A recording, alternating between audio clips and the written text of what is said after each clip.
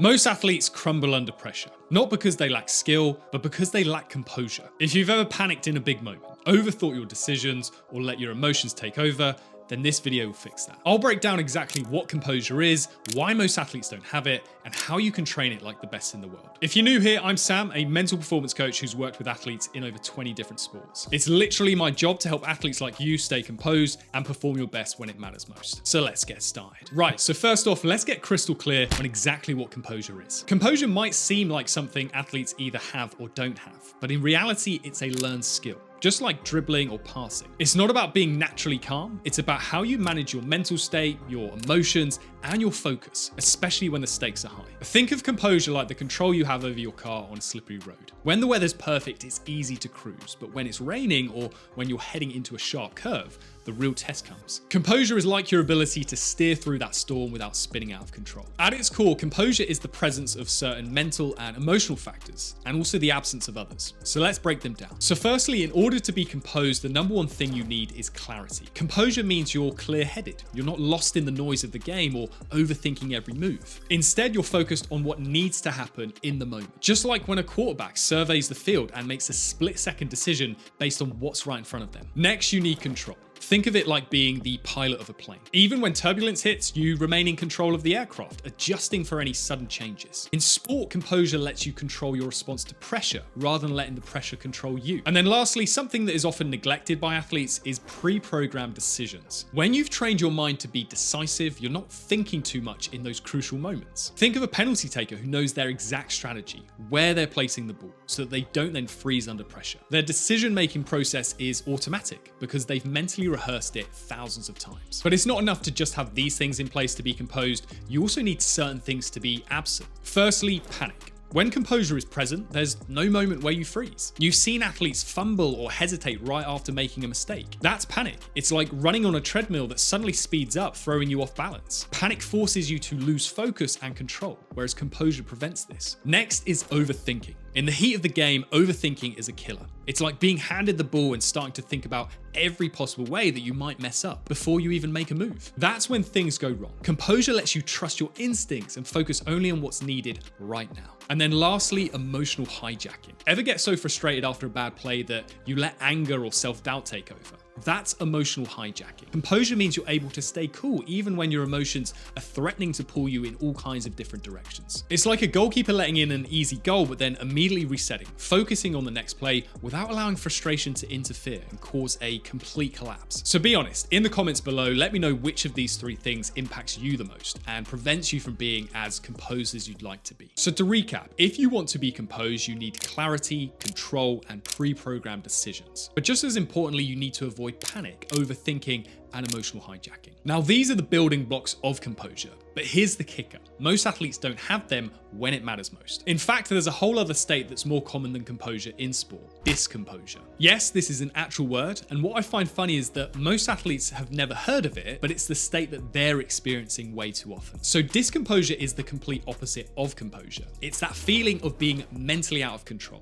when the pressure starts to take over and you can't seem to pull it back together. Why is this so common in sport? Well, first off, sport has high stakes. You're dealing with pressure, uncertainty, and the unpredictable nature of competition. In those moments, your body and mind often react instinctively to the stresses placed upon them. It's really just a primal response. When something unexpected happens, like a mistake or a high pressure situation, your fight or flight system gets triggered. And that's when composure can fly out the window. This happens because our brains are wired for survival, not performance. So when things go wrong, your brain wants to react, fix, or escape the discomfort, instead of staying focused, calm, and in control. This leads to the mental freeze or panic that we talked about earlier. And here's the thing, most athletes don't truly recognize discomposure when it happens. They just think that they choked or that they can't handle the pressure, when in reality, discomposure is a natural part of the human reaction to stress. It's just that for many athletes, it happens so quickly and automatically that they don't have the tools to stop it before it fully takes over. So now that we know there's a clear distinction between composure and discomposure, how can you start eliminating discomposure from your game and instead build the composure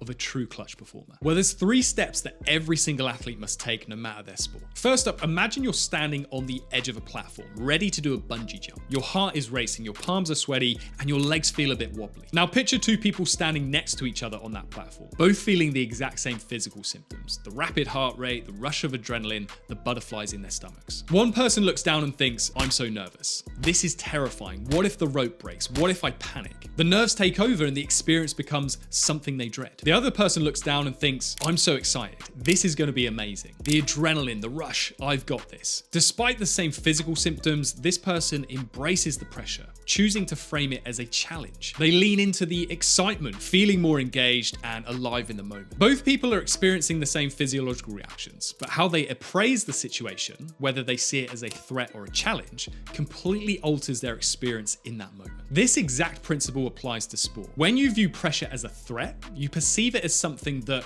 could go wrong, making you tense and disconnected. You start to feel out of control, your thoughts become scattered, and the pressure begins to overwhelm you. As a result, you may freeze, hesitate, or react emotionally. And this is where composure starts to slip away, because your focus shifts from executing your skills to simply surviving the situation. On the other hand, when you view pressure as a challenge, you reframe it as an opportunity to showcase your abilities. The same physiological symptoms, such as the rapid heart rate and the adrenaline rush, are now seen as signals that your body is just gearing up for action. Instead of becoming overwhelmed, you embrace those feelings as fuel for your performance. You feel more energized, focused, and ready to take on the moment with confidence. The nerves no longer control you, they empower you. So how do we make this shift more permanent? Firstly, recognize the triggers. It's super important that you identify when you start perceiving pressure as a threat. Is it before a big game or after a mistake on the field? Once you become aware of those moments, you can consciously choose to shift your thinking. Instead of saying, "I can't handle this," say, "I'm ready for this challenge." And then reframe your internal dialogue.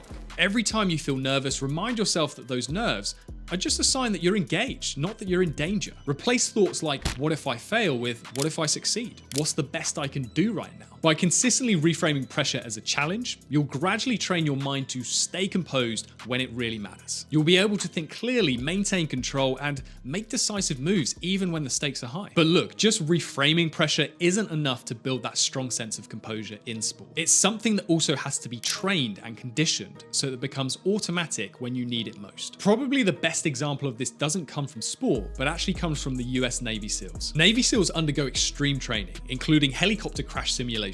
In these simulations, trainees are submerged into swimming pools, often upside down, whilst buckled into a helicopter body. It's a life or death scenario that mirrors a real-world combat disaster. The purpose? To prepare SEALs to remain composed and make clear, decisive actions, even when everything seems to be falling apart. During the simulation, their minds are trained to react to the environment, not based on panic or fear, but through their pre-programmed decisions that they've practiced hundreds of times. They've drilled the necessary actions so much so their brain doesn't have to overthink the process when it's literally life or death. Their bodies and minds know exactly what to do under extreme pressure. Now, why does this kind of training work? Well, it's rooted in the science of habits and neuroplasticity, the brain's ability to form new neural connections through deliberate practice. When you repeatedly put yourself in high-pressure situations and follow specific steps to respond, your brain builds a new neural pathway that automatically kicks in when similar stresses occur. And this is exactly how you can build composure in sport. When athletes train for composure, they're not just doing it in a calm environment. They're conditioning themselves to handle pressure in real time, so their decision-making process doesn't break down. When the heat is on, your brain can't afford to get stuck in overthinking, doubting, or freezing up. That's when having pre-programmed decisions comes into play. The more you simulate high-pressure moments in your training, the more your brain learns to rely on your predetermined, clear-headed choices. This is where training tools like Be Your Best come in,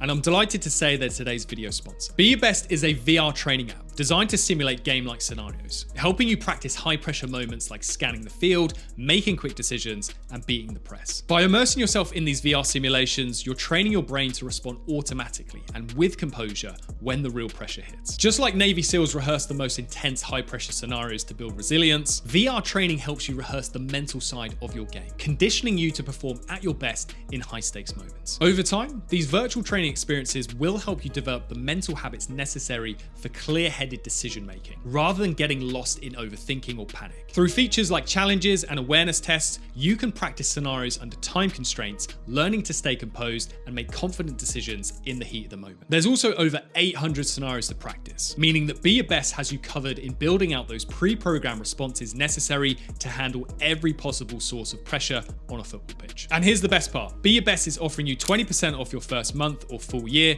using my exclusive code below. This is your chance to train like the pros and build the composure that will help you perform under any pressure. So now you know that 1, it's super important to reframe pressure, and 2, it's equally vital to condition yourself to handle pressurized moments. But look, in sport, there's still going to be mistakes and errors, no matter how composed and prepared you are. And as a result, in those moments, your composure will wobble a touch. Things like missing a crucial shot, making a bad pass, or getting caught out of position. But here's the thing, how you respond in those moments is what really counts. That's where having an in-game strategy comes into play. Instead of allowing yourself to collapse into a state of discomposure, you need to have a method to quickly regain your focus and get back into the right mindset. This is where the next play mentality comes in. It's a simple yet powerful strategy that helps you reset instantly after a mistake. The key is to focus on what's coming next rather than dwelling on what just happened. When you let go of the past play, you free yourself from the negative emotions that can interfere with your decision making. But how do you actually adopt this mentality? Well, just like the previous steps, it does take time and conditioning. This won't be a quick fix, so just be patient. But start with awareness. The moment something goes wrong, whether it's a mistake, a missed opportunity, or a setback, you need to immediately acknowledge it, take a deep breath, and then deliberately choose to let it go. It's about creating that instant mental shift. You can even use a physical cue, like clapping your hands or even hitting the ground, to signal to yourself that the moment is over, that you're letting the frustration out that it's caused, and you're just ready to move on. Next, it's absolutely essential that you redirect your attention to the present moment. Shift your focus onto the next play, the next decision, the next action. The trick is to not let your mind linger on the past, but instead put all of your energy into performing your best in the moment ahead. This will keep you mentally sharp, positive, and just focused on what you can control, rather than what just went wrong. By adopting the next play mentality, you allow yourself to bounce back quickly, regain composure, and stay fully engaged in the game. It's not about being perfect, but about staying resilient and clear-headed, ready to perform at your best, no matter what the previous moment looked like. This mindset ensures that you stay in the game, both mentally and emotionally, and can keep your performance high even when the pressure is on. But I get it, reconditioning yourself to always remain composed in future is difficult and it can be draining. So to help you avoid burning out in your efforts on this, then check out this video next.